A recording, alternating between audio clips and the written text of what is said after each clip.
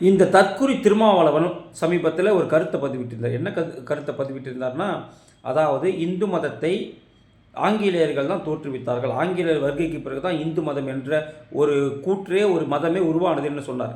நான் என்ன அவரை கேட்குறேன்னாக்கா, நீங்கள் தான் சொன்னீங்க உலகத்திலேயே இஸ்லாம் மதத்தை தோற்றுவித்தவர் நபிகள் நாயகம், கிறிஸ்தவ மதத்தை தோற்றுவித்தவர் இயேசுநாதர், அப்போ புத்த மதத்தை தோற்றுவித்தவர் கௌதம புத்தர். அப்போ இவங்க 3 பேருமே இந்த மதத்தை உருவாக்குவதற்கு முன்னால் அல்லது தோற்றுவிப்பதற்கு முன்னால் எந்த மதத்தில் இருந்தார்கள்? ஒரு கேள்வி வரும். ஏன்னா நீங்கள் தான் சொன்னீங்க இந்து மதத்திற்கான ஒரு வரலாறு கிடையாது, இந்து மதத்தை உருவாக்கியவர் யார் என்று தெரியாது, நீங்கள் தான் சொன்னீங்க. அப்போ இந்த மதத்தை உருவாக்கியவர்கள் இவர்கள் 3 பேர் என்றால், இவர்கள் இந்த மதத்தை உருவாக்குவதற்கு முன்னால் இவர்கள் எந்த மதத்தை சார்ந்தவராக இருந்தார்கள்? ஒரு கேள்வி வருமா வராதா? அப்போ அந்த கேள்விக்கான விடையையும் திருமாவளவன் தற்கூரி அவர்களை நீங்கள் சொல்லணும். பொதுவாக நீங்கள் போய் பேசிட்டு போனீங்கன்னாக்கா கேட்கறதுக்கு உங்கள் கட்சியில் இருக்கக்கூடிய முட்டாள்கள் போல் நாங்கள் கிடையாது. நாங்கள் கேட்குற கேள்விக்கு நீங்கள் பதில் சொல்லணும்.